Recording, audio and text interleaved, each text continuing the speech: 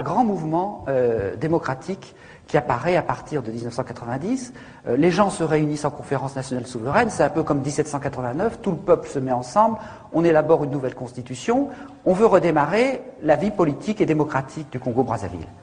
À ce moment-là, les gens se disent, mais on voudrait quand même un petit peu plus d'argent du pétrole, on va demander le double, 33%.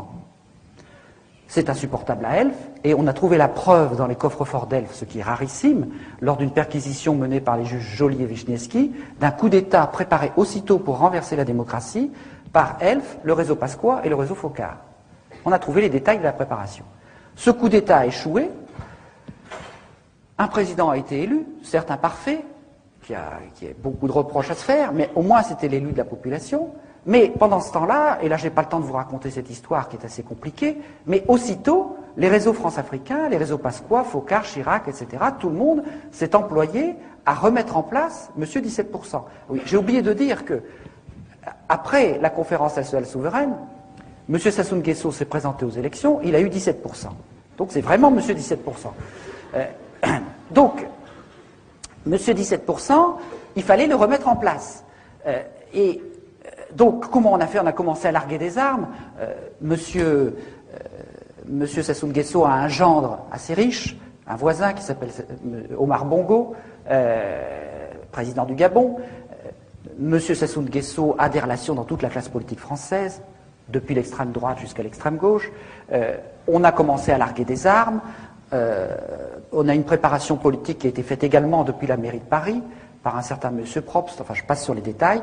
Et en 1997, donc une guerre civile se déclenche pour renverser le pouvoir qui avait été établi par le renouveau démocratique du Congo-Brazzaville. La guerre civile a duré 4 mois. Pour renverser le régime en place, je suis obligé de vous dire la liste de tous ceux qui ont participé parce que c'est assez incroyable. Il y avait toute une partie de l'armée qui était fidèle à Sassou Nguesso, des miliciens qui ensuite vont commettre une série de crimes contre l'humanité qu'on appelait les Cobras. Mais la France a amené 1000 soldats tchadiens pour aider. Il y avait une partie de la garde présidentielle de Mobutu, de sinistre mémoire, qui s'était repliée de l'autre côté du fleuve, donc à Brazzaville, qui a contribué à combattre aux côtés de Sassou Nguesso. Il y avait toute une partie de l'armée qui venait de commettre le génocide au Rwanda 3 ans auparavant, qui s'était réfugiée comme par hasard au Congo-Brazzaville, en France-Afrique, et qui a contribué également aux côtés de M. Sassou Nguesso. Un certain nombre de mercenaires dont je vais vous parler tout à l'heure. Et puis, pour finir, l'armée angolaise qui est venue envahir le Congo pour achever de réinstaller le dictateur. Alors, l'armée angolaise, c'est quand même pas rien. C'est là que, bon, il faut voir la désinformation que nous subissons. Vous savez, vous avez peut-être entendu des présidents, ces temps derniers, vous expliquer que la France n'intervenait plus jamais militairement en Afrique.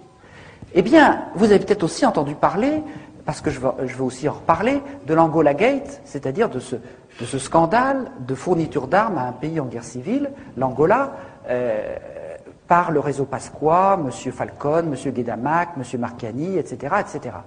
Eh bien, Marchiani a déclaré devant le juge, mais attendez, c'est pas une affaire subalterne, cette affaire.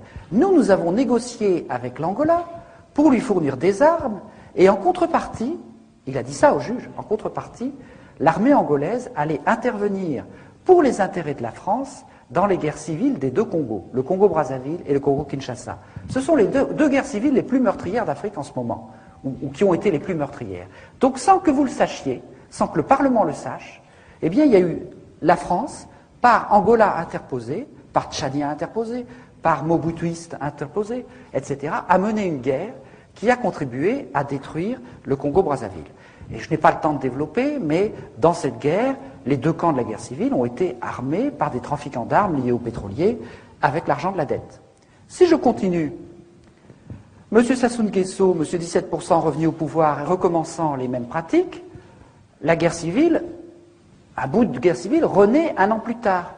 Et entre décembre 98 et décembre 99, le rouleau compresseur angolais, tchadiens, les miliciens, etc., les mercenaires dont je vous parlerai, ce rouleau compresseur a fait au Congo-Brazzaville minimum 100 000 morts, une cinquantaine de radours sur glane, plus de 20 000 viols ethniques, plus en un an que tout ce qui s'est passé au Kosovo, en Tchétchénie et à Timor-Est réunis. Regardez la couverture de presse de ces 3 derniers événements pendant la même période. Regardez ce qu'on vous a raconté sur ce qui s'est passé au Congo-Brazzaville, l'un des tout premiers fournisseurs pétroliers français et le berceau de la France libre. Rien. Une censure quasi totale. Et, bien entendu, ce pays, maintenant, sa normalisation est achevée. Le dictateur vient d'être légitimé par de pseudo-élections. Et on vient de dire, M. Sassou Nguesso, donc, est un élève modèle de la nouvelle guerre du bien contre le mal. Il s'est évidemment le premier à s'enrôler auprès de M. Bush. Parce que dans cette affaire, évidemment, les Américains étaient tout à fait d'accord.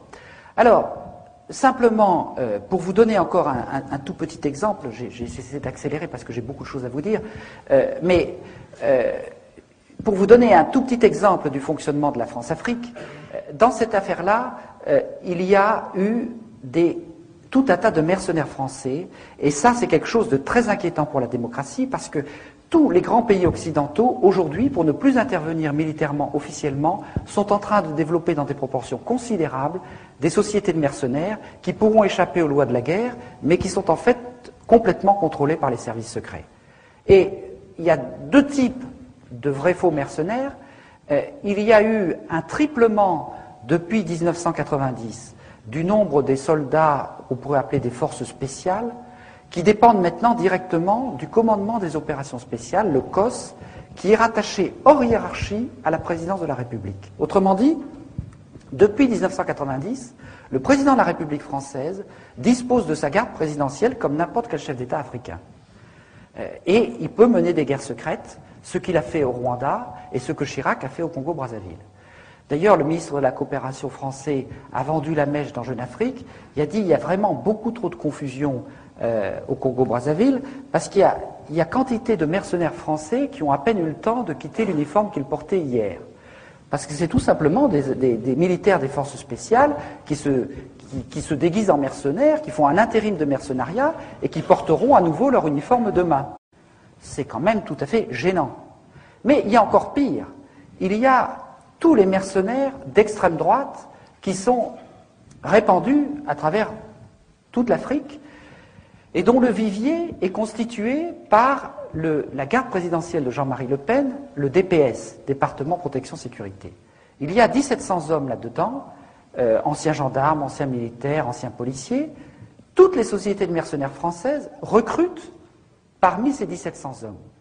Il y a au moins une quinzaine de sociétés de mercenaires, et quand nous sommes plaints de la présence de ces mercenaires au Congo-Brazzaville, au ministère des Affaires étrangères, on nous a dit, mais il faut respecter la liberté du commerce.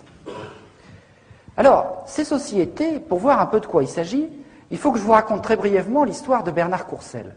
Bernard Courcelles est un officier du plus secret des services de renseignement français, qui s'appelle la sécurité militaire ou la DPSD. La